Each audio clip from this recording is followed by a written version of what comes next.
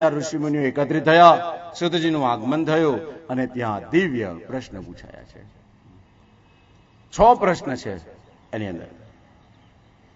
પ્રથમ પ્રશ્ન એ છે કે આ કલિકાલની અંદર આવતા મનુષ્ય પોતાનું આત્મકલ્યાણ કેવી રીતે કરી શકશે?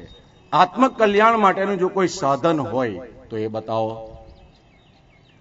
ભગવાન રામ અને કૃષ્ણ, રામ એટલે બલરામ, રામ અને કૃષ્ણ, પરમાત્માએ આ માનુષ્ય અવતાર ધારણ કર્યો અને અમાનુષિક કૃત્ય જે સામાન્ય વ્યક્તિ ન કરી શકે એવા કાર્ય ભગવાને કર્યા. તો એ કેવી રીતે અને એમણે કઈ કઈ લીલાઓ કરી એ દિવ્ય કથા સંભળાવો ને. પ્રશ્ન જ્યાં સુંદર હોય ને એનો ઉત્તર સુંદર જ હોય એકદમ.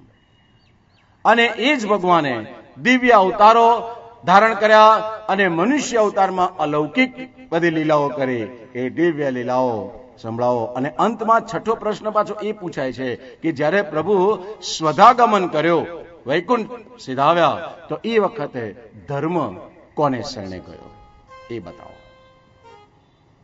તો સુંદર મજાના આ વાતની અંદર એક દિવ્ય વાત જ્યાં બતાવી, એમાં 24 અવતારોનું વર્ણનની વાત બતાવે, ભગવાનના વિવિધ અવતારોની વાત બતાવે છે. એક એક લાઈનમાં બતાવેલી છે અંદર ભાગવતજીમાં. સનકાદિ મુનિઓનો અવતાર, નારદ અવતાર, વરા, વામન ઇત્યાદિ અવતારો જે ભગવાનના 24 છે, એક એક લાઈનમાં બતાવ્યા. અવતારોનું મહત્વ બતાવ્યું. કહ્યું કે જીવાત્મા નું આત્મકલ્યાણ જો એ ઈચ્છતો હોય, પોતાના આત્માનું કલ્યાણ, તો એના માટે સીધો સાદો ને સરળ ઉપાય છે શ્રીમદ ભાગવત. એનાથી બીજો ઉત્તમ કોઈ ઉપાય છે જ નહીં. સીધો સાદો ને સરળ છે. હા, ભાગવત કથા બહુ સીધી સાદી ને સરળ છે. એ તો પંડિતોએ, વક્તાઓએ બધાએ પોતપોતાનું મહત્વ બતાવવા માટે ભાગવત આમ કે છે ને ભાગવત તેમ કે છે ને ભાગવતે આમ કર્યું ને ફલાણું આમ કરો ને આમ, એવું કશું કાંઈ છે નહીં. ભાગવત સીધું સાદું સરળ સાધન છે, બિલકુલ સિમ્પલ. ને એનું પ્રૂફ, એની સાબિતી જોઈતી હોય 10મ સ્કંદમાં વાંચો ને એની અંદર ચોખ્ખી વાત બતાવેલી છે કે ભાગવત માટે બહુ વિદ્વત્તાની પણ જરૂર નથી કૃષ્ણને પ્રેમ કરવા માટે. અને જે બધા ભણ્યા ગણ્યા વિદ્વાનો બધા, એ બધા રહી ગયા એમને એમ, ને ગોપીઓ બધી તરી ગઈ. કૃષ્ણ કથા એ પ્રેમ કથા છે, ભાગવત એ પ્રેમ કથા છે. ને પ્રેમ કરવા માટે બહુ ભણતરની જરૂર નથી. જે ભણેલા હોય ને એ લોકોને પ્રેમ કરતા આવડે જ ના. હા, દેખીતું છે. એ તો પ્રેમમાં પણ ફાયદા ગેરફાયદા જુએ, નફો ખોટ જુએ. પ્રેમમાં પણ હું ને પ્રેમ કહે તો મને ફાયદો જ કે ખોટ છે. આ તો બધા પાગલો ને અભણોનું કામ છે. ગોપીઓ ક્યાં ભણેલી તો પણ તરી ગઈ કે નહીં? છે કે નહીં? ગોવાળિયા જુઓ. પ્રેમ, પ્રેમ નેમ હરિને ગમે, ઊંચ નીચ ઘર જાય, વિદુર ઘેર ભાજી અને સબરી ના બોર ખાય. એટલે ભગવાનને વિદ્વત્તા પસંદ જ નથી ને ન જ ગમે એને. એટલા માટે તો કૃષ્ણ અવતારમાં ગોવાળીઓ બનીને આવ્યા છે કે નહીં? એને પસંદ જ નથી, એને તો પ્રેમ જ જોઈએ બસ. તો કહેવાનું તાત્પર્ય એ છે કે જ્યાં પ્રેમ છે ને ગોપીઓએ એક જ મંત્ર યાદ રાખેલો, બસ એ મંત્રની જ જરૂર છે. કયું? વિક્રેતુ કામ કિલ ગોપ કન્યા, મોરારી પાદા હિત ચિત વૃત્તિ, મોરારી પાદા ચિત ચિત વૃત્તિ, દત્યાદિ કામો ગોવિંદ દામોદર માધવેતિ, બોલો બધા. શ્રી કૃષ્ણ ગોવિંદ હરે મુરારી, હે નાથ નારાયણ વાસુદેવ, શ્રી કૃષ્ણ ગોવિંદ હરે મુરારી, હે નાથ નારાયણ વાસુદેવ. ગૃહે ગૃહે વાદો કદંબા, સર્વે મિલિત્વા સમવાપ્ય યોગમ,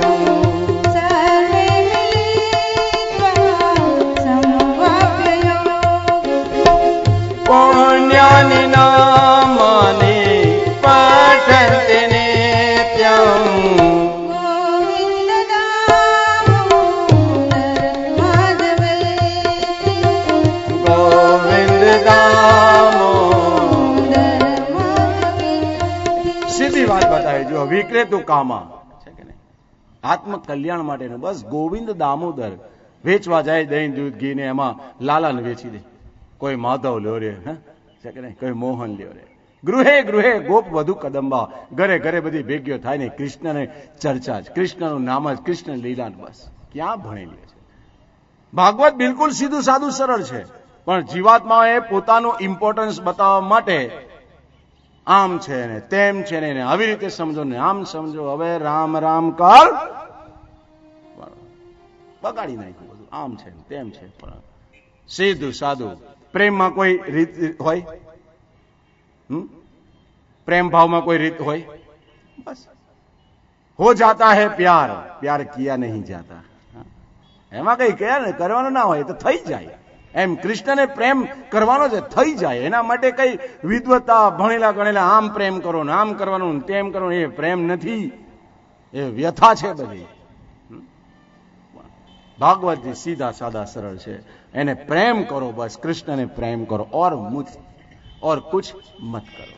પ્રેમ કરો તો પ્રભુ સાથે, એના સિવાય બીજું કઈ છે નહીં. અહીંયા પણ આ જ વાત બતાવી કે સીધું સાદું સરળ સાધન એ ભાગવતજી છે. અને કહ્યું કે જ્યારે, કારણ કે લીલા અવતારોની કથા હવે ધીરે ધીરે શરૂઆત કરીશું આપણે, અમાનુષિક કૃત્ય કર્યા તે, પણ અંતિમ જે પ્રશ્ન છે એની વાત બતાવી છે કે જ્યારે પરમાત્મા લીલા સંકેલી સ્વદાગમન કર્યું ત્યારે ધર્મ એ ભાગવતજીના શરણે ગયો. હા, ને એ તો છે. જ્યારે પરમાત્મા લીલા સંકેલવાની તૈયારીમાં છે, ઉદ્ધવ આવ્યા છે. ઉદ્ધવે કહ્યું કે પ્રભુ મને લઈ જાઓ. ભગવાન કહે છે અલા કોઈ કોની સાથે આવ્યું નથી, કોઈ કોની સાથે ગયું નથી. એકલા આવ્યા એકલા જવાના. મારું કાર્ય પૂર્ણ થાય છે, હું પણ. અરે પણ પ્રભુ તમે આ જશો તો હવે કલિકાલ આવતા જીવાત્મા પોતાનું કલ્યાણ કેવી રીતે કરશે? કઈ ઉપાય. અને એ વખતે પરમાત્માએ પોતાનું તેજ આ દિવ્ય ભાગવતજીમાં પધરાવ્યો અને ત્યારથી કહ્યું કે જે મારા ભાગવતના આશ્રય રહેશે એને આ કલિકાલની અંદર કોઈ પણ જાતની તન મન ધનની કોઈ તકલીફ રહેશે નહીં. અંતે એને હું મુક્ત કરી દઈશ.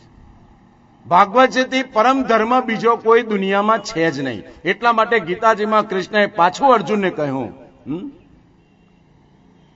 સર્વધર્માન પરિત્યજ્ય મામેકમ શરણમ વ્રજ, અહમ ત્વામ સર્વપાપેભ્યો મોક્ષયિષ્યામિ મા શુચ. કે અર્જુન સર્વધર્માન બે રીતે થાય આનું, ધર્મ અને અધર્મ. સર્વધર્માન જો અંદર અ જોઈન્ટ છે, સર્વધર્માન પરિત્યજ્ય, બધું છોડી મેરે શરણ में आ જા. એટલે ભગવાનના નામથી, ભગવાનના શરણથી બીજો કોઈ મોટો ધર્મ જ નથી. અને ભગવાનનું શરણ, ભગવાનનું નામ કેવી રીતે? એ ભાગવતજીમાં. એટલે ભાગવતથી બીજો કોઈ મોટો ધર્મ છે જ નહીં. આત્મકલ્યાણ માટેનું સીધું સાધું. જ્યાં પ્રશ્નને ઉત્તર આપ્યા ત્યાં તો સૌનકાદીએ કહ્યું કે ભાગવતની રચનાની જરૂરિયાત શા માટે પડી એ કહો.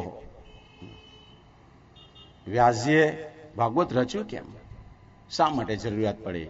અને ત્યાં તો એના અનુસંધાનમાં આવે ભાગવતની રચના તરફ આપણે જઈ રહ્યા છે. તૈયાર રહેજો. અને એ રચનાની અંદર જયારે બન્યું શું કે એક વખત સરસ્વતી નદીના કિનારે વ્યાસ આશ્રમની અંદર વ્યાસજી સ્નાન ઇત્યાદિ પરવારી, સંધ્યા પટ પરવારી ધ્યાનમાં બેસવા જાય છે. ત્યાં કલિકાલની અંદર જે બધું અત્યારનું જીવન જે છે એ આજથી 5000 વર્ષ પહેલા વ્યાસજીએ એના દર્શન કર્યા. કે ઓહો મંદા સુમંદ મતયો મંદ ભાગ્યા ઉપદ્રતા સત્યમ નાસ્તિ તપા શૌચમ દયા દાનમ ન વિદ્યતે. કોઈ જગ્યાએ દયાદાન નહીં દેખાય, સત્ય નહીં દેખાય, પવિત્રતા નહીં દેખાય. ચારે બાજુ જીવાત્મા આસુરી વૃત્તિને પામ્યા છે, રોગ શોકમાં ઘેરાયેલા છે, આયુષ્ય ટૂંકા થઈ ગયા છે. દરેક જાતના અધર્મના લક્ષણોના દર્શન વ્યાસજીને થયા અને એમનું મન મૂંઝાયું. શું કરું, શું કરું, શું ના કરું? મનમાં વિચાર કરે શું કરું. એક વેદના 4 વિભાગ કર્યા.